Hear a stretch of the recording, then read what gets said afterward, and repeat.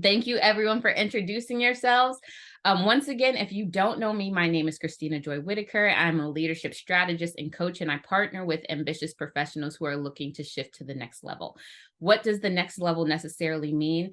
That's something that needs to be, that we work with you to really define what that looks like. I feel like in society, a lot of times we're kind of told what we need to go after. We're told what our vision needs to be. We're kind of told and given this formula of A plus B equals C, meaning you must want certain things. But as I've learned and as I've really started working a lot with professionals, I know that those answers are so much more nuanced. And a lot of times there's something internal that's in you that you know you want to accomplish, you know you want to bring forth, but you're not exactly sure how to. And so I really want this space to be a conduit for you to be able to share those deeper visions, those deeper goals that you're looking to accomplish, and find support and community along with everyone who is also sharing those big visions. So without further ado, I do want us to jump in and start. Like I said, we are going to meet, especially in the month of August. We're going to meet every week, and I'll assess whether or not this cadence is working. But please know that this is the first time I'm doing something of this nature. So if you have questions, if you have suggestions, I really want to hear from you. And so if you prefer a different platform, if you prefer different streaming portal, if you prefer that we have, a Facebook group or some other way to connect, I'm all ears, and I would love to see what's best needed in order to serve your individual needs. And so please know that I am open to suggestions. This is the fastest I've ever put something together. I mean, literally, I decided it one day last week and you all jumped on board. So I'm super excited to see how this is going to grow. And I'm very excited to answer your questions. And so the first question I want to tackle is from Toyin. Toyin asks, one of the first questions she asks is, what steps do you need to become an expert in your field? And I really love this problem. I really love this problem. It's not something that it's not something that's uncommon that I hear. The reason why I like how you phrase this, what does it take to be an expert in your field, to become an expert in your field, is because I think a lot of times, even though, especially on this call and the people that I work with on a regular basis, the professionals that I work with on a regular basis, a lot of times we don't give ourselves the title of expert. Even though you might have been working 10 years in a field or 15 years, 20, 25, 30 years, we aren't necessarily very quick to call ourselves an expert. And so what I would love during this call and for our time together is for us to start reframing that mindset that you are not qualified or you have not done enough in your career to qualify as an expert. Now, in order to communicate it, that's a whole different thing. But what happens is, because we have this inferior view of the impact that we actually create, we remove ourselves from actually being delegated the expert title. And so for the first shift in just in terms of your mindset, I want you to know that you are already an expert in something. Now, I don't know you personally per se. And if you're on this call, I think I did see your name join in. Feel free to add some additional context, but I know that you are an expert in something. What our task is just knowing how to package it so that others now can see that expertise very clearly. And so in reference to your question, how do you become an expert? I think there's one thing that is just the best way to start really positioning yourself as that go-to authority, and that's really being clear of identifying what problem you solve. So what do I mean by that? I believe that whenever you solve a problem consistently, that's when you become recognized as an expert. When you are consistently able to create a solution or to solve a problem for someone else or for a team or for an organization, whatever arena that you play in, if you are consistently able to produce a solution, then you are creating value. You're creating value for the people around you. You're creating value for the people who need that particular solution. And inherently, with that value, people start lending the title of being an expert. Now, you will do yourself a disservice if you downplay it. If you say, oh, anyone could have thought of that. Oh, it was simple. Like, oh, it didn't take me a long time. That's when we start working against ourselves with our own mouths. We start degrading the brilliance that originally comes out of us, right? And so in terms of expertise, if you can identify that you solve a problem on a regular basis, that's when you can start saying, okay, I'm an expert. So what does problem solving actually look like in a regular day-to-day? A lot of times it's a little bit more difficult for you to identify the problem that you solve for your own self because you probably do it incredibly naturally. It's probably something that you kind of take for granted. It's probably something that you might look at and you're like, you know what? They would have figured this out anyway. Like they didn't necessarily need me, but they absolutely did need you. That's why you were able to solve the problem. And so something that I just want you to start thinking of, and even a challenge that you might want to do, is start asking those around you, or just start taking inventory of what are the types of questions that people ask you on a normal basis.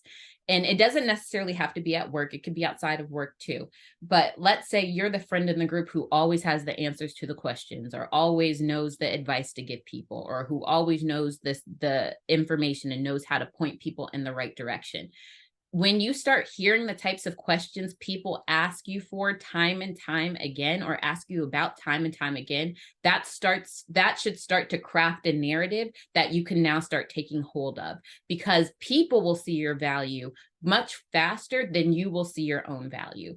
And so understanding the types of questions that you're getting, and then being able to say, okay, people tend to come to me when they need analysis. People tend to come to me when they need strategy, or people tend to come with me when they need emotional support. It doesn't even have to be something incredibly tactical, but that starts to show you where people are valuing you. Because if they're asking for your expertise, if they're asking for you to come and serve in a particular way, that means they have a problem in that way. And that's what they're asking you to come to serve in. And so what I would really challenge you the week ahead is to start writing down the questions that people actually ask you. So whether it's at work or whether it's at home, what do people come to you to do time and time again? And then that's how you start determining, okay, clearly there's something here. Clearly there's some expertise that I'm offering to people that people want, because that, in other words, means that there's a demand, right? If we're talking from a business sense, if people keep asking you a question, that means there's a demand for an answer. And so that's when we can start thinking about ways to leverage it or monetize it into something that can be amplified as you being the go-to expert. I'll give you an example.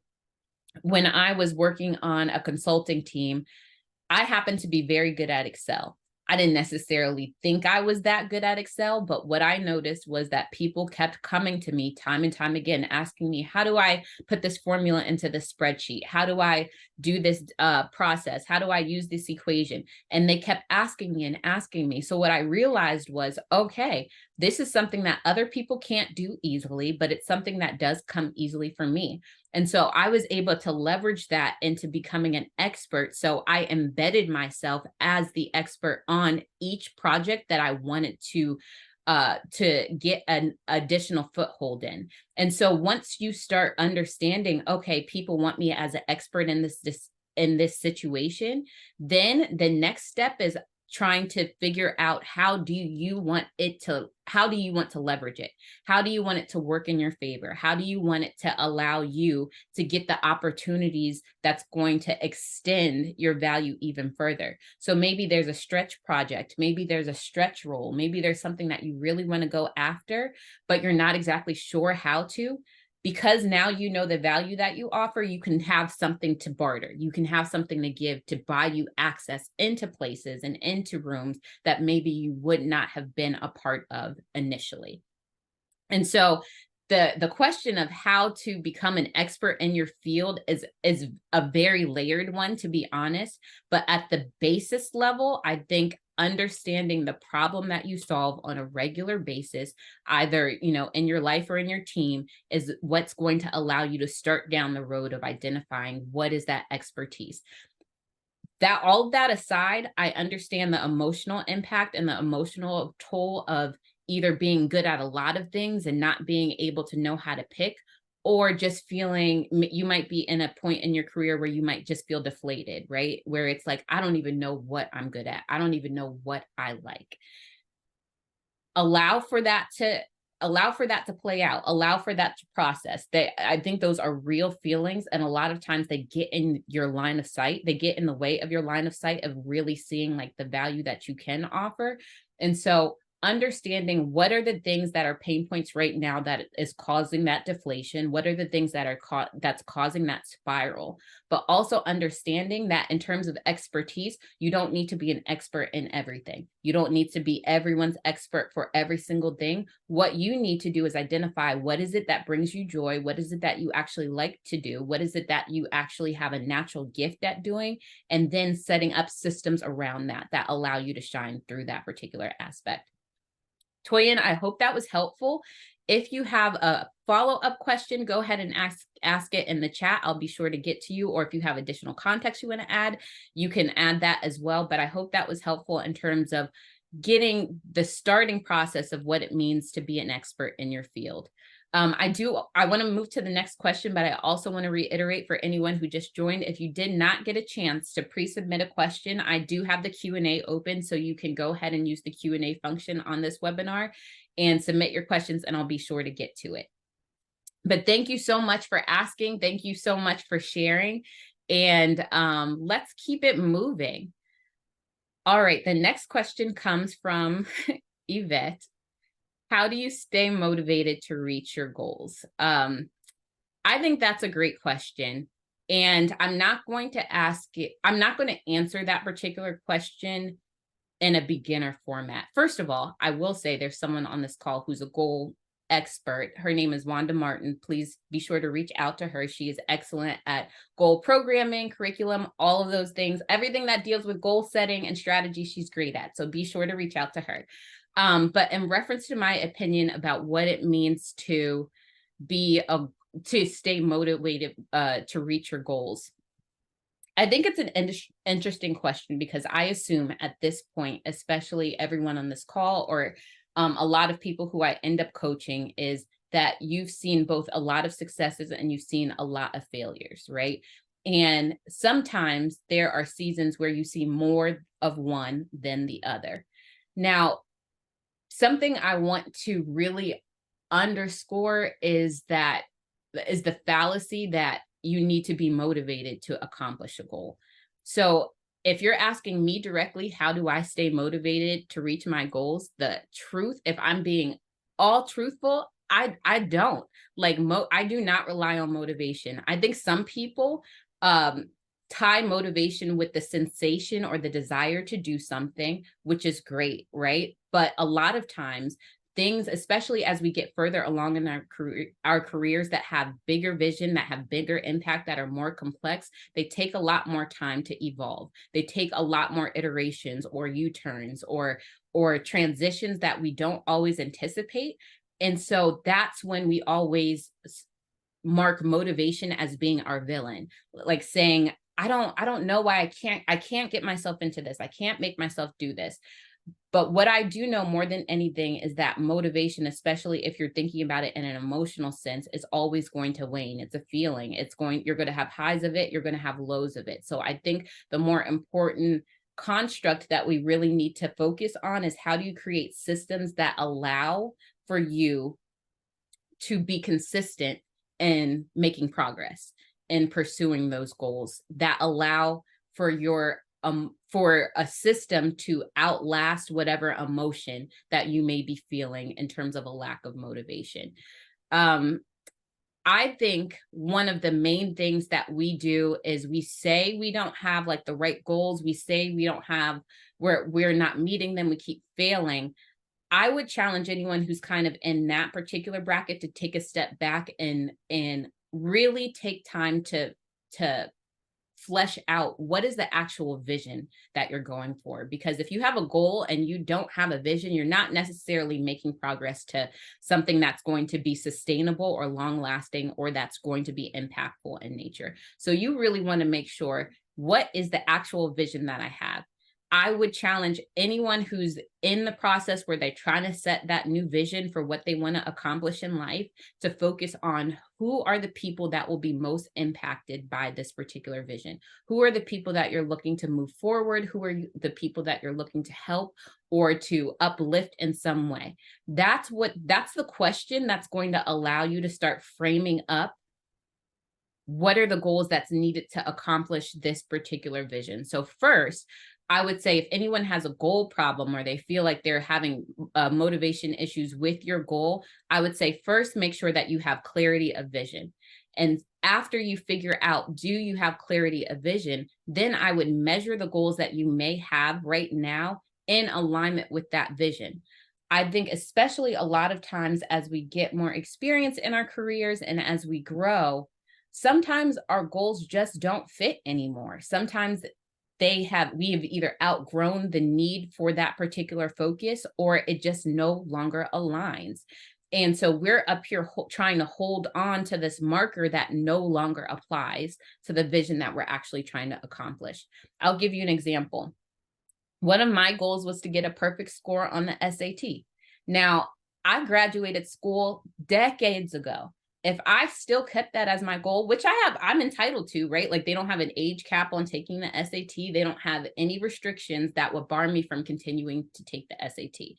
However, me in my space right now, the SAT is not something that I necessarily need to keep or is keeping me from progressing towards the vision that I have for my life. So if I keep it as a goal, that means it's old. It doesn't have its use anymore. And now I'm just keeping it out of nostalgia rather than actual purpose or priority. So for the sake of the example, it would be more well-serving for me to set aside that goal of getting a perfect score on the SAT, because it no longer aligns with my vision for my particular life. And it's not a hindrance for me to accomplish the vision that I actually have for my life.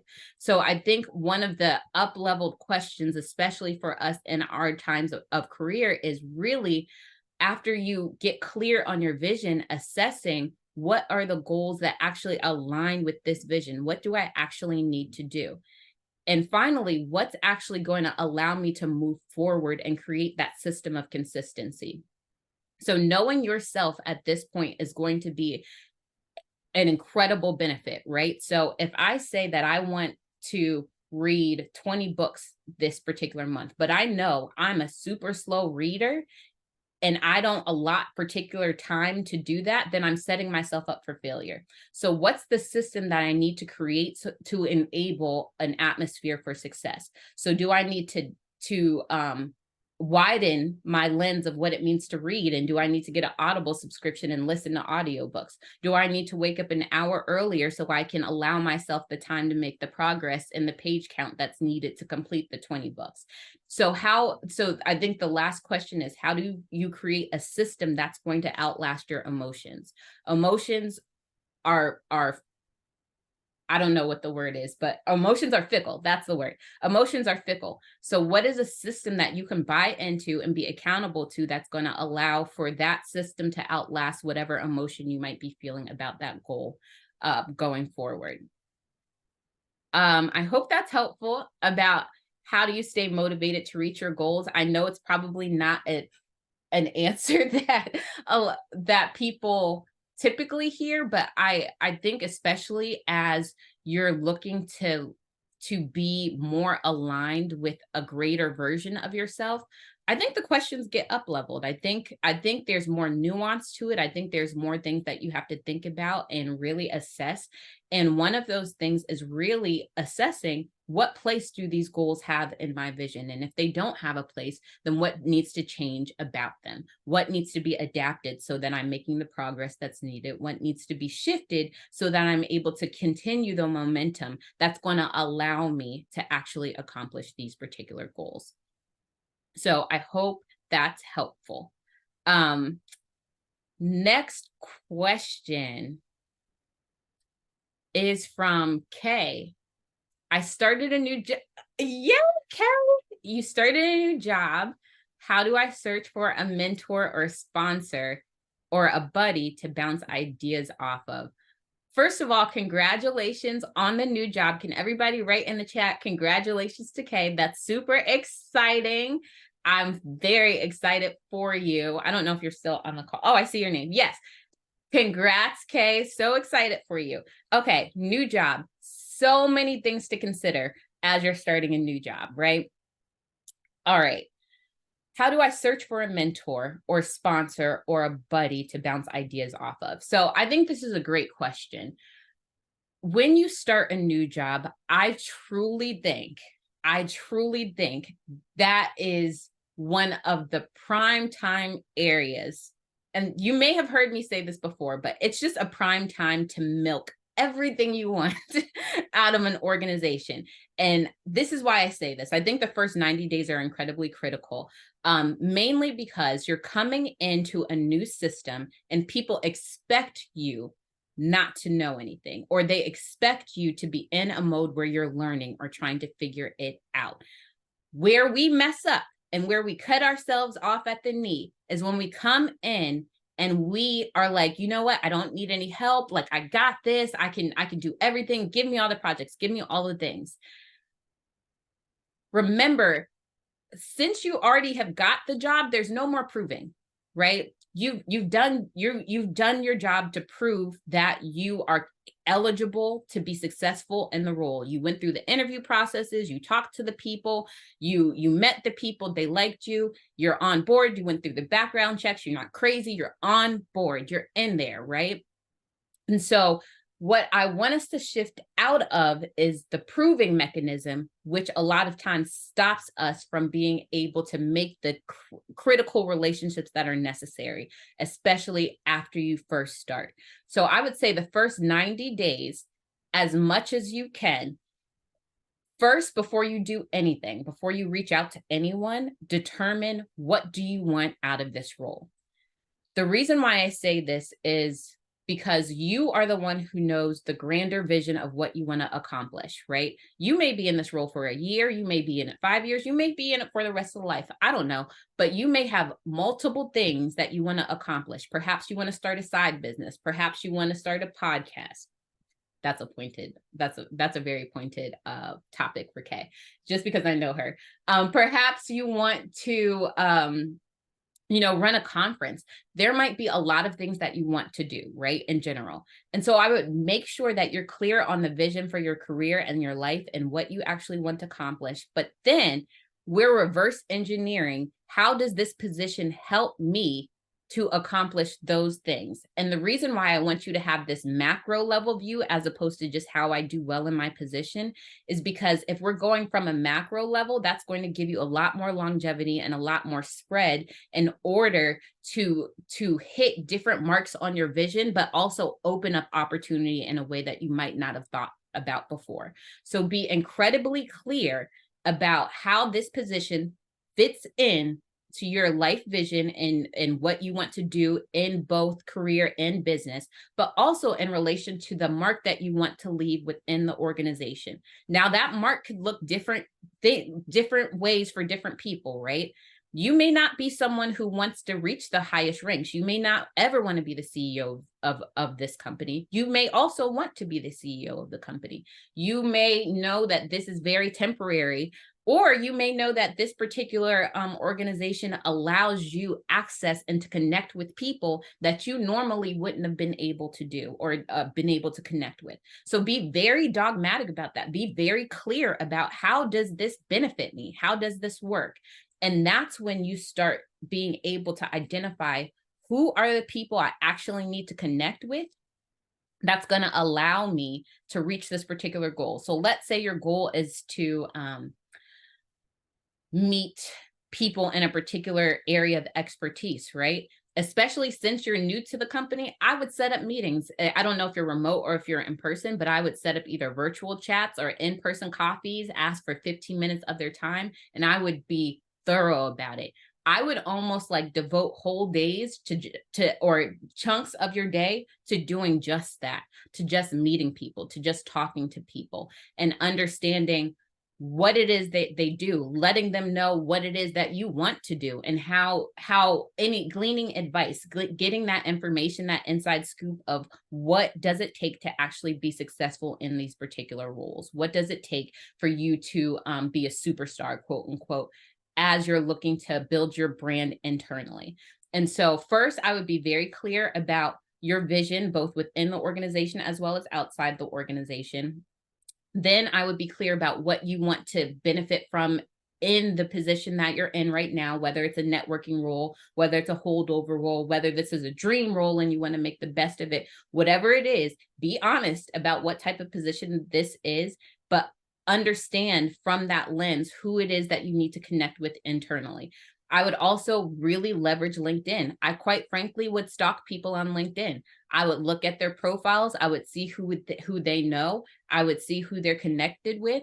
And I would just so happen to send them a meeting invite or ask them, hey, do you want to meet? Like, I'd love to hear more about your position. I'm new to this organization and I'm just in this learning mode. I'm trying to learn more about how it works to be successful. People eat that stuff up. If you set up the meeting, make sure you're setting up a structure where they can talk about themselves. Let them handle the conversation. People love to talk about themselves. They love to share their expertise. They love to say what you should or should not do. Give them the license to do that. Because as you're doing that, you're actually building connection. You're building relationship. You're building networks in a different way that you would have if you were just coming in cold. So people always love, especially you're going to look eager, you're going to look persistent, you're going to look on top of it because you are new to this particular role. So be very clear about who you want to meet, and don't shy away from people's titles, right? Like just because someone has a particular title, just because they're EVP or even the CEO or whatever, don't shy away from their titles. Send invitations, send emails, let them know, like, I would love to learn more about what you do and what you have to offer, and set up like 15-minute chats. I would almost make that your goal more than, learning your role, because you're smart, you're going to learn your role, you're going to figure out your role. But in terms of your leeway to connect with people from the stance of I'm new and learning,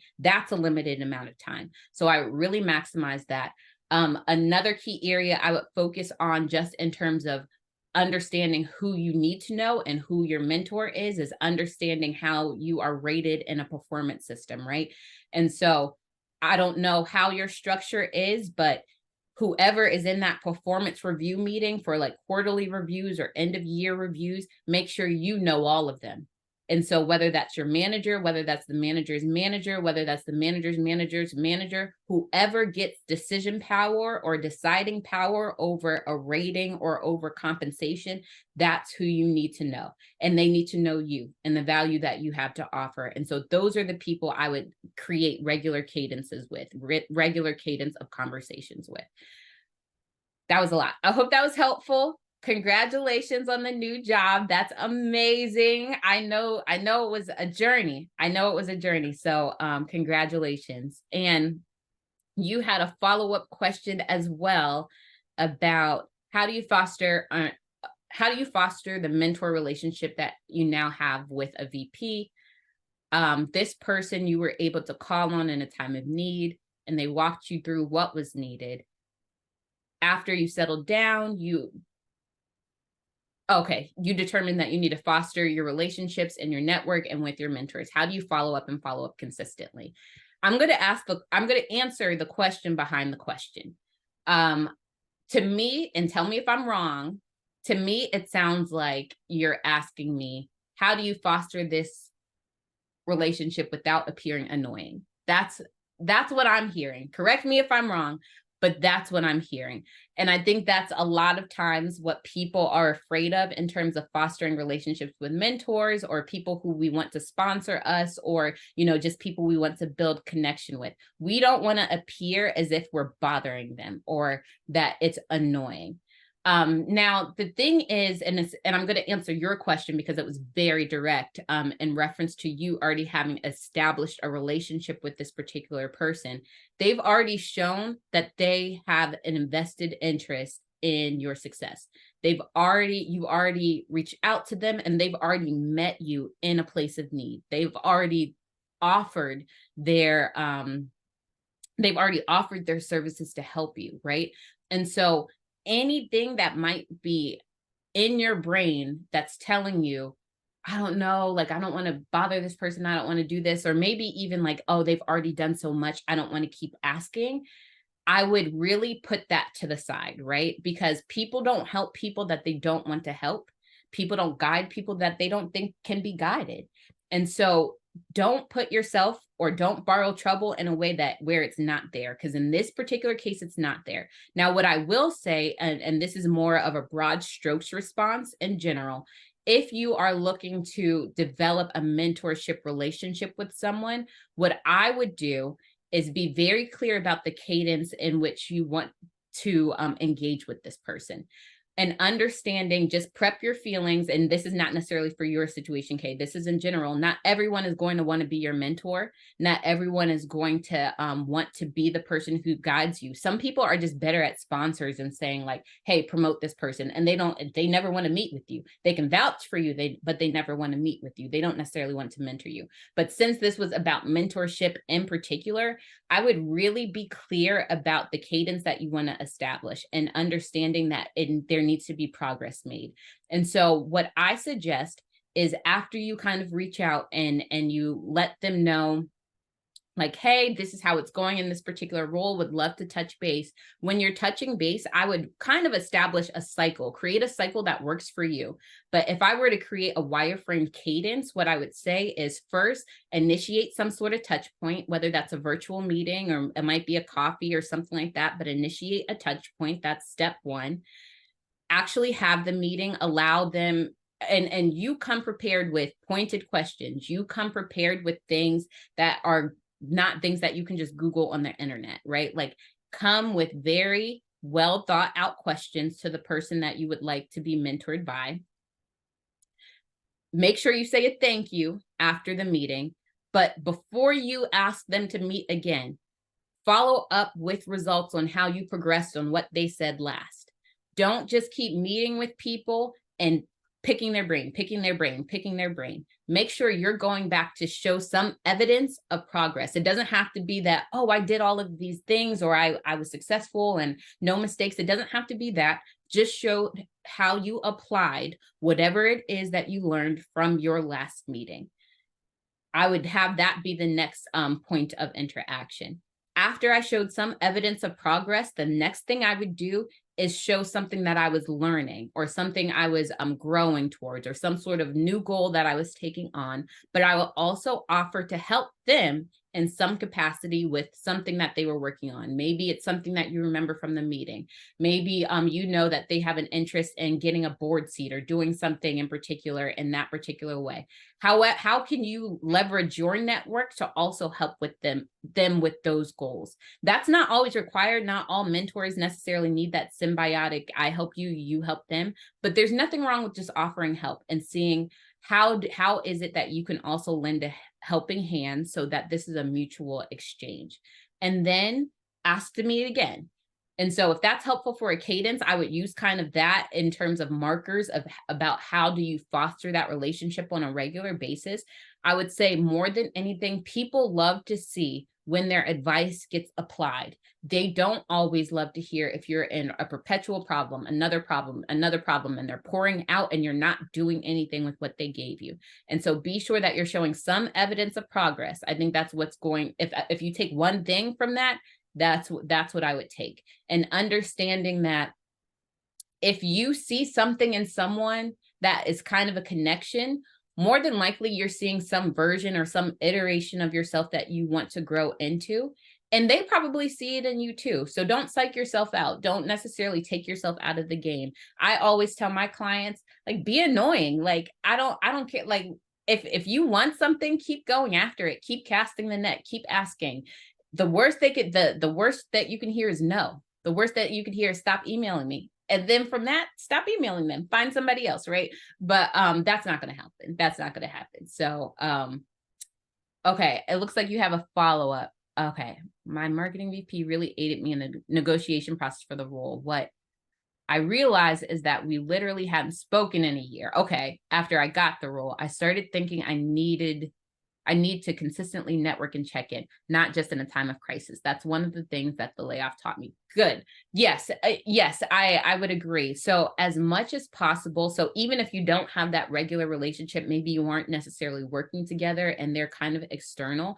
If you're checking in with just things that you're enjoying about the role or new projects that you're joining in on, or asking them, like I said, like once in a while, like, what is it that I can support you with? You've been so helpful for me, you could say something along the lines, I'm so thankful that you helped me through this negotiation process. I really value the guidance and the feedback that you were able to give me. And I would, especially in this particular case, since it's so pointed, I would be honest. I would say, I realized, after we spoke that it was a year that we weren't in touch, and I don't want to do that again. I want to make sure that I am just as helpful to you as you are to me. Let's be sure to check in. I would say something along those lines. And because that person was willing to help you in that way, I think they're going to take that message and take that messaging very well. Thank you for those questions. I hope that was helpful. If you have any additional context, feel free to add that as well. But yay, I'm glad it was helpful.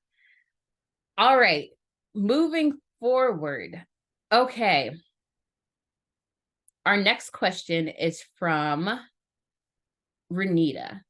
And Renita asks, my business currently exists in the for-profit space, but a lot of what I do often seems to garner more traction in the nonprofit world. Can you speak broadly to recommendations around navigating this while wanting to continue as a for-profit entity?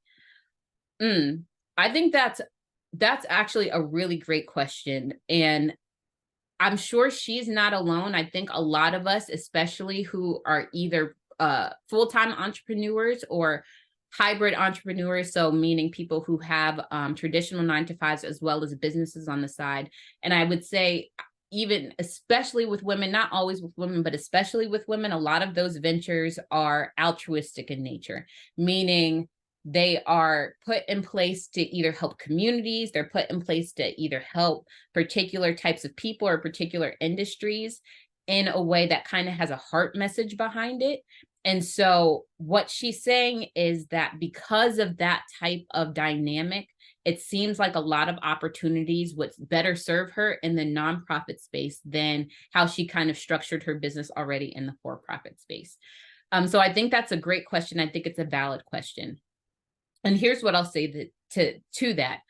I don't believe that in order to be successful in business, in doing something that has more of a heart message, I'll call it, or more of an altruistic message, that you necessarily need to adopt a nonprofit structure. Now, there's nothing wrong with adopting a nonprofit structure, but because you asked specifically about how do you continue on in your for-profit structure while still having that kind of nonprofit purview, I'm going to answer that question about for anyone who might find themselves in this.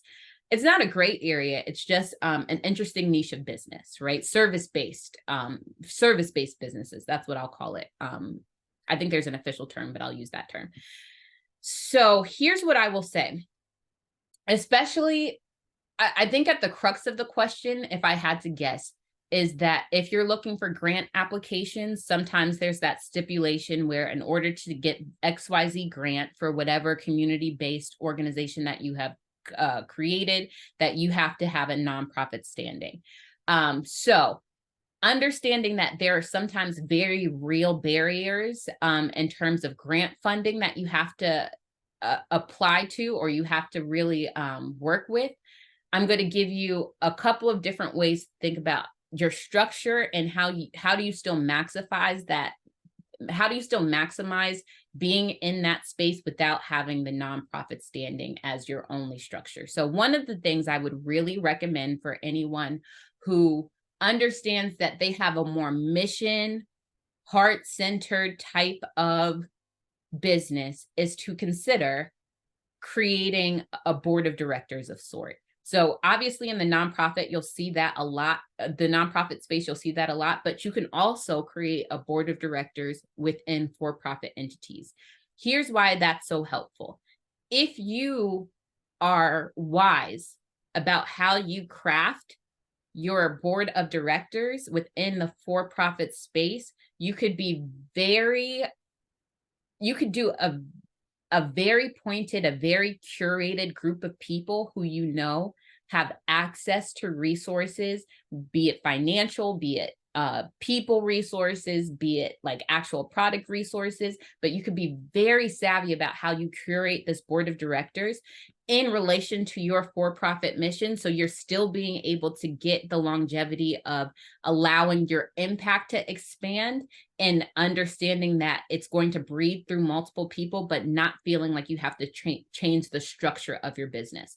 And so obviously in the nonprofit space, what they do a lot of times is they lean very heavily on their board of directors. So they are people with fundraising goals. They're people who either can set up meetings or who grant particular accesses or who have very, very defined skill sets that's supposed to help the organization.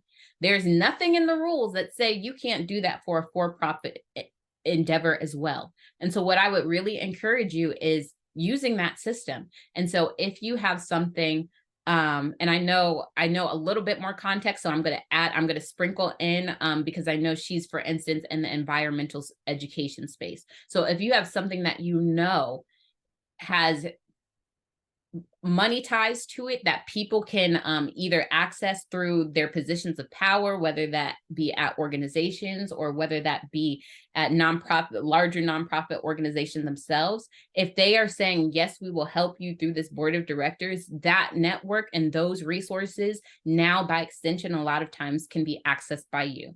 And so I would really look at using the benefits of crafting a board of directors type of system. But I would also look into what it would take for you to potentially create a nonprofit arm as well, in addition to your for-profit business. So if you have the for-profit business, obviously you're going to be running as you do right now and doing things that are a little bit more privatized, but still serve the community in the way that you want to serve it. But if you are seeing that, you know what, there's another aspect of this business, or there's another aspect of this mission that we really want to tackle from the nonprofit space, obviously you would need to run it separately from the main entity. You would need to have separate structure, separate reporting. I won't get into all the details about that, but you can craft a nonprofit arm. We see it all the time with scholarships. We see it all the time with trust. Like, people do create nonprofit extensions to their for-profit businesses. So that might be something that you want to look into. Something I will say, that if you were to craft a board of directors from the for-profit arm, is I would be very clear in making sure that you're curating people in areas that you're not good in, or areas that you lack. And so if you need someone to help you with the financial structure, if you need someone to help you with your HR structure, if you need someone to help you with your marketing, if you need someone to help you with your legal services, a lot of times people with heart-based or service-based businesses get a different leg up because people want to help in that way. And so they're not going to, the people that you're curating aren't going to be charging you individual rates. They're going to say, like, this is for a good cause. I want to help with this expertise that I already have. So I would make sure that you're completely maximizing that avenue, especially since you have a mission that is more community driven, and it doesn't require you necessarily to change your standing. It just requires you to, it just gives you an invitation really to access something that a lot of times is not available to other types of organizations that are a little bit more forward with their profit generating business. Renita, I hope that's helpful. And that covered all of your questions. I think I covered everything in in regard to that particular question. I want to check the Q&A because I did see something come up. Okay, Valencia, hey. Let's see. What would you suggest for someone who is considering entrepreneurship, but they have no current stream of income? That's a good question, Valencia. That's a great question. What I would ask, and if you're still on the call, if you could provide a little bit more clarification, do you mean you have no current stream of income for the business, or you have no current stream of income, period? Like in terms of like you've quit, you've resigned, you're in a space like you're trying to create something new. If you could add, I'm going to answer your question, but if you could add that little aspect of clarity, I would really appreciate that. But as is, what would you suggest for someone who is considering entrepreneurship but has no current stream of income? I think the best advice I ever got, ever in business was focus on finding your first client. Now, I know that this is kind of, okay, thank you for adding the context. Oh, okay. Okay. Valencia, send me an email. But all right. So you're starting from new. So we're in a space that we're building. So we're launching an initiative, and that can be difficult. So here's what I'll say before I answer the question the way I want to answer it. If you have recently experienced a change in your job situation for whatever reason, whether you decided to resign, whether it was a layoff, whether it was downsizing, whatever it is, if it was a drastic change that you were not completely in control of, the first thing I would say to anyone in that particular space is take a moment to allow yourself a process of grief. And here's why I say that is because when you are trying to pursue things from a space of desperation, you take any and everything. And that's not necessarily something that's going to allow you to be sustainable. And a lot of times it will knock you out way quicker than if you allow yourself a little bit of time, however time you can allow, even if it's a day, to process what just happened to you. When I'll use my own example. So when I got started in entrepreneurship, it came after I was laid off. I was not expecting to get laid off. I was not one of those people who was like, oh yeah, I'm going to start my business. I'm going to be so excited. Like, no, none of that. I never necessarily saw myself in the entrepreneurial space. I never necessarily had that desire. I always wanted to be successful, but I didn't necessarily see it coming from that particular avenue. I had only kind of learned about what I'm doing right now a month prior to getting laid off. And so all that to say, they said all the nice things. They said, we'll write you a letter of recommendation. We just ran out of money for the role. They said all the things, right? But that doesn't take away the sting. And what I found is that being in that space is a really raw space because you're almost having to make amends with the ending of a plan, with the ending of a vision that you didn't have a hand in. Someone literally took it from you.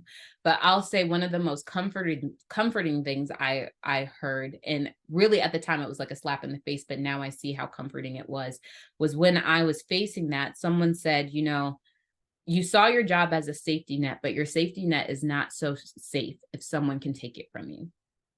And it really made me think and understand and not make that turn into bitterness about it, and to instead stay in the space of not denying what I was feeling, because I definitely went through a grief process. I definitely had to make amends and understand that this was a new beginning that I didn't know was starting at that particular time.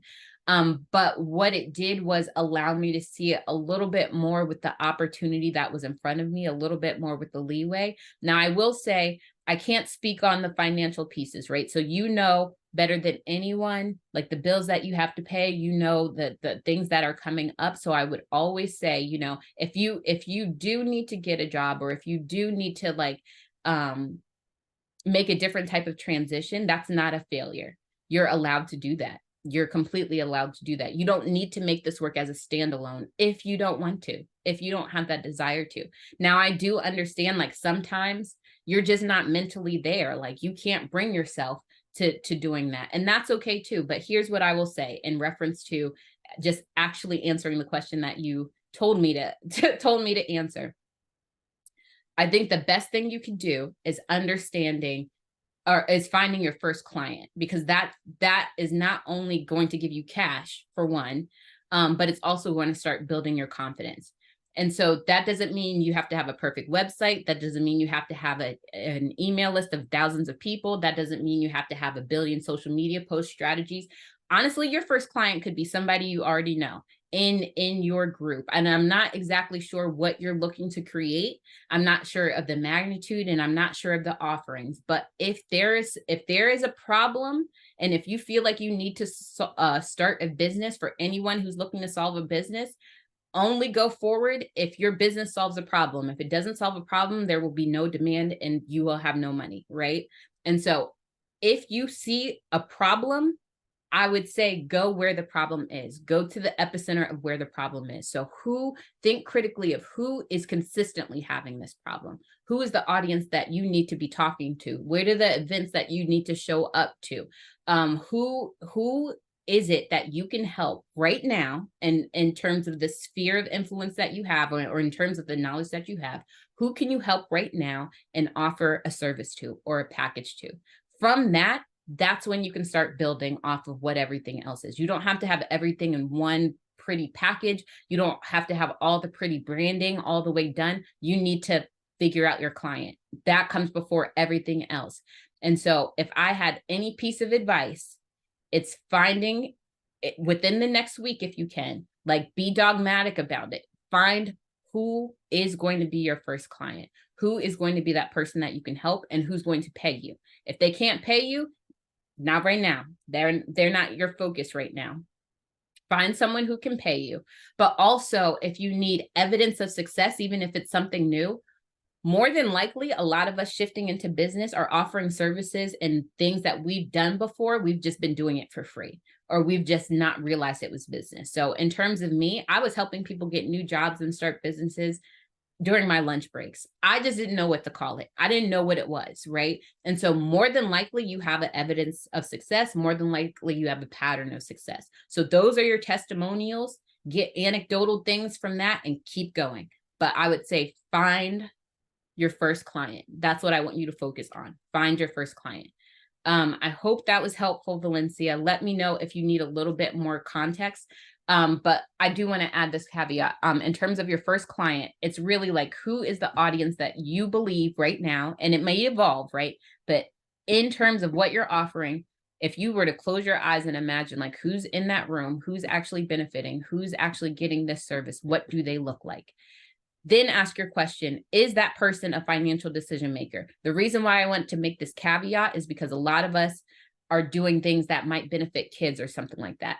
Kids aren't the financial decision maker. So then you have to elevate that. If they aren't the financial decision maker, then you need to talk to the parents, right? You need to talk to the educators, or whoever actually holds the financial decision-making power over that particular group. That's not the case for everyone. Some of us are working with adults or companies, and they can make the decisions. I say that the same, for some of you, you're familiar. And for those of you who have been asking, I will be actually offering another corporate speaker masterclass this fall. I know some of you have asked me about it. I will be offering it. And so stay tuned for that. But the reason why I say that is because to my clients in that particular group, I tell them all the time as well, when you're looking to do business with companies, you could you can be talking to someone who works at a particular company, but that doesn't mean they can make a financial decision on behalf of the company, right? And so being sure that you're talking to the person who actually holds the purse strings, that's who your client is going to be. So hyper focus on those people. And I would say, I would give myself a concrete date, like be reaching out, be consistent, be persistent for the next week, and see what doors open and what conversations you start to have. Does that mean a transaction is going to come in by the end of the week? Hopefully, but maybe not, right? But at least you would have had the conversations and you would have gotten used to putting yourself out there in that particular way. Valencia, I hope that was helpful. I'm with you. I'm with you. Please let me know how else I could support you if that's a requirement for you. I think I saw something in the chat as well. Wanda, to piggyback on this question, should I offer Oh, that's a good question. So we're going to, I'm sorry, I didn't see that when I was asking the last question, answering the last question about the board of directors for anyone. And I'm going to kind of regurgitate for anyone who are in doing for-profit endeavors, but more so have that community facing aspect. Should I offer compensation to the board of directors? I wouldn't at first. I don't know how popular of a decision that is, but quite frankly, I wouldn't at first. And because I know the nature of your business, I can add a little bit more detail. I believe you have enough things out there that make people believe that it really is a mission-oriented type of goal. Like it's not something that is purely profit generated. Like obviously you want it to be profitable. I understand that.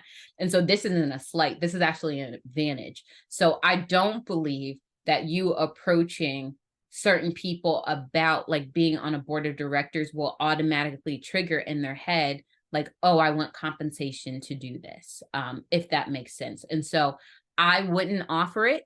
I would say the wording I would say is that you're crafting an inaugural board of directors. You can even talk about maybe some of the revenue goals that you have for the organization.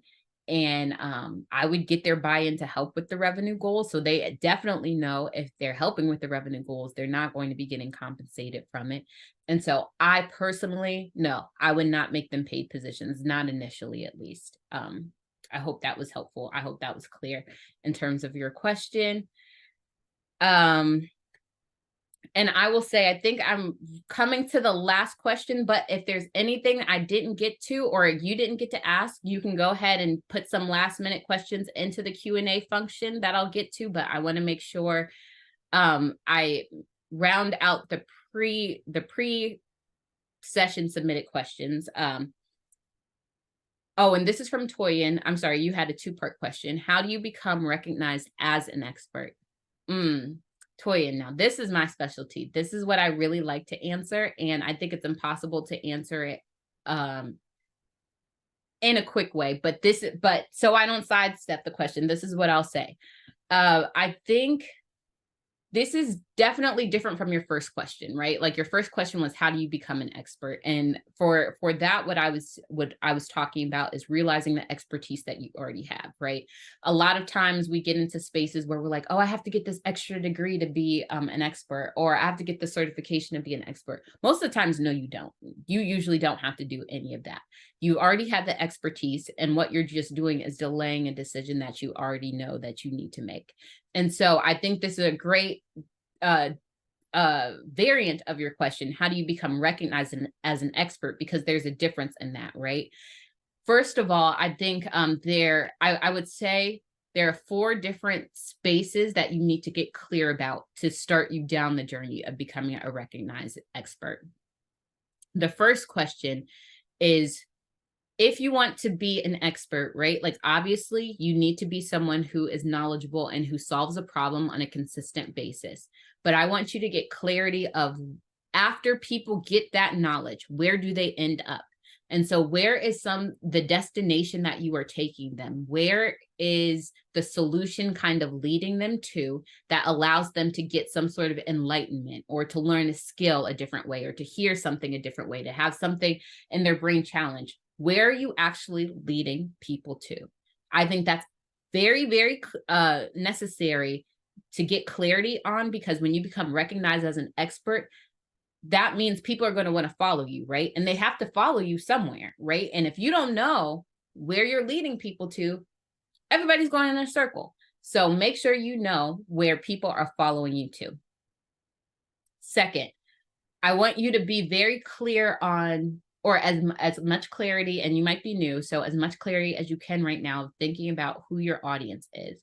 So when I say your audience, I'm talking about people who resonate your message, but also can buy into your message. So if you are doing this, and actually, let me add this nuance. Not everyone wants to go into business doing this, right? Like some people just kind of want the notoriety. Some people actually want to monetize it. So I would first determine, or before you get to this step, determine like, are you the person who kind of just wants to be the namesake and not necessarily convert to dollars, or are you the person who wants to monetize it?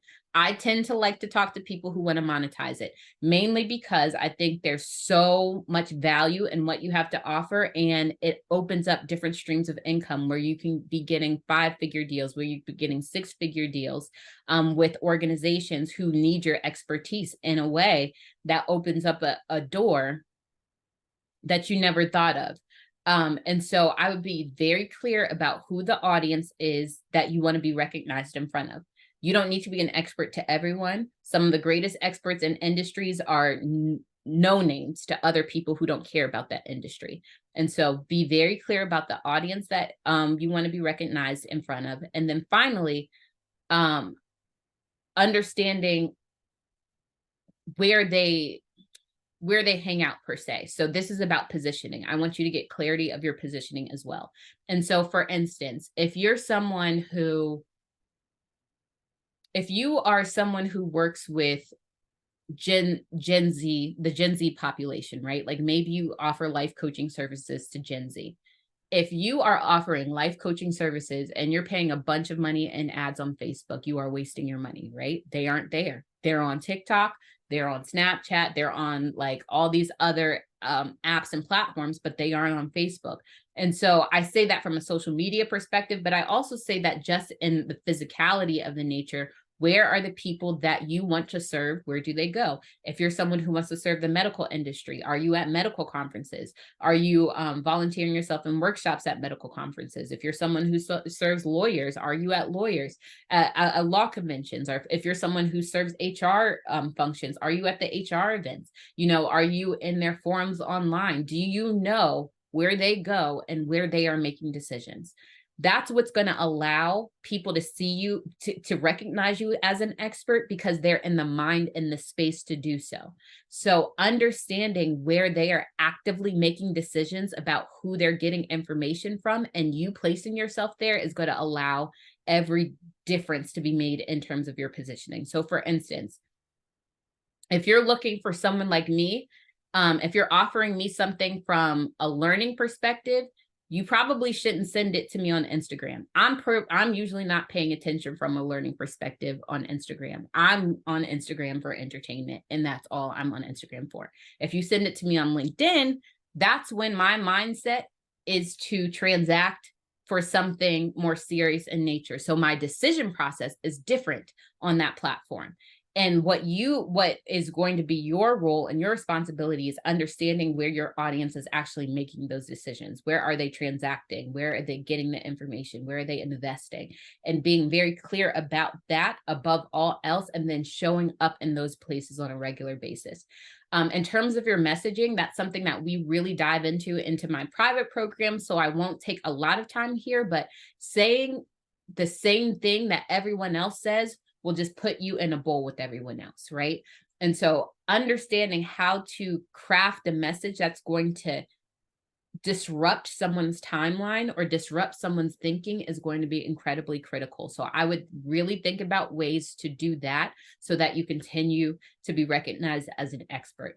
If you're asking from the stance of within your organization, I understand sometimes that's a little bit more difficult because sometimes your job doesn't line up with your expertise all the time, but then it's a little bit being more proactive in nature and understanding what are the decisions you want to make, what's the expertise you want to be known for, and putting yourself in those spaces. I hope that was helpful, Toyin. And I am looking at the time. I want to honor you all's time. You all are sticking with me. I'm looking at the counts. You all are dropping. I said an hour. So thank you for giving me a little bit more time. It looks like we are winding down though. I do have one more question that's in the Q&A, and we'll close with that. From Adam. I'm working a 9 to 5 where I'm operating in passion and I'm being challenged, but I've started multiple businesses on the side, but haven't found the time to invest fully in them with all my other priorities? How do I build up these other businesses for salary resilience? That's a great question. That's a great question. I run into a lot of people who are very much multi-passionate in nature, right? Like they have like 5, 6, 7 businesses that they've started, and they can't really gain traction on any of them. And so to that, what I would say is something I learned very early on. I heard from my own mentor, and she always says you can only birth one baby at a time, right? Like even if you're having multiples, one is coming out at a time. And so in order to streamline, what I would challenge you to do is to survey all of the businesses that you currently have, and look to see from that portfolio what doors are most naturally open for you right now. What business is getting the most traction? What's getting the most attention? What's going best for you right now? From that prioritization, that doesn't mean that you have to completely abandon the other ones, but what I would do so you can start gaining momentum is hyper focus. So I would hyper focus on the ones that have the natural openings. And quite frankly, one second. Sorry, something was in my throat. I would look to see what ones actually might have synergy with your 9 to 5, because it looks like you actually do like your 9 to 5. You said you're operating in passion and you're being challenged. So there might, depending on what you're doing, I don't know the full expanse of the nature of what you're doing, but if there's natural synergy that allows you, for instance, to meet new people at your job, but you also know might align with your business, I would see where those natural synergy points might be as well. But if there's no synergy, don't force it. It doesn't need to happen. What I would do is prioritize what is working best for me at this moment. What businesses will benefit most from my attention right now, and just prioritizing them. And I would give it a deadline, right? Like perhaps it's until the end of the year for you to hyper focus on growing it, creating a structure, and seeing, quite frankly, if it's something that you can systemize. Because if your manpower isn't needed, if you can systemize it and either allow it to run automatically or to bring other people in it to run for you, that frees you up, right? Then to go and try something else, or try to build up a different business in your portfolio. So I understand part of your nuance was about finances. How do I build these other businesses up for salary resilience? So especially like you don't necessarily just want to be doing these for fun. You want to actually be making money with them. So in terms of what business is doing well, or how you're ranking what business is doing best, I would look at the profitability index, right? What allows you to go the furthest with the least amount of input? I know, especially for those of you who are in consulting work or doing consulting contracts, you don't need a lot of clients, right? Like sometimes you just need one really good client to be sustainable for you, right? And so understanding, is there something like that that allows you to put minimal effort but get maximum output, but would also allow you the freedom to build up the structure that's needed so it can be a little bit more self-sufficient, so you aren't abandoning everything else, you're just hyper focusing on what's going to allow you to craft that freedom. I hope that makes sense. Thank you so much for your question. And I think that's it. I think we've come to a close. Thank you so much to everyone for sticking with me during this first Mentor Monday. I really appreciate all the feedback. I really appreciate all the questions. This, like I said, if you missed the beginning, this is a completely new venture for me. I've never done anything like this. And so I am open to suggestions for ways to make it even better, but I do commit to being here every single Monday. So what I'm going to do is that form that you already received, I'm going to leave it open during the week. And so if you do have questions that come up, I'll be sure to go back and answer those particular questions. It'll be first come, first serve. Please share this with other people who you think might need to know it. The website is www.mentormonday.co, not .com, co.co. But I thank you for your time. And I thank you, first of all, I thank you all for being first movers, because like I said, I decided to do this last week and I wasn't sure if anyone was going to show up, but I'm so glad that you all showed up and you were so engaging, and it makes me feel really great. And so Thank you so much. I hope this was helpful. I want to continue being of help. I want to continue being of service. And so whatever I can do to make that happen, I definitely will. But I hope you all have a great week. Thank you so much for sharing on social media. I appreciate it. You all are absolutely wonderful. If you do have any other questions, like I said, I'm going to leave the form open. I do know some of you have asked me about my programs and working with me directly from a client perspective. And so I'll be sharing some of that information here. But also, if you know that's something for you, especially if you're looking to become a corporate speaker, getting four, 5, 6-figure contracts to share your story and to be speaking in that capacity, send me an email so I can make sure that you're on my list for when I open that back up. Most likely that's coming in a few weeks, but I want to make sure that you're on that list. So have an awesome week.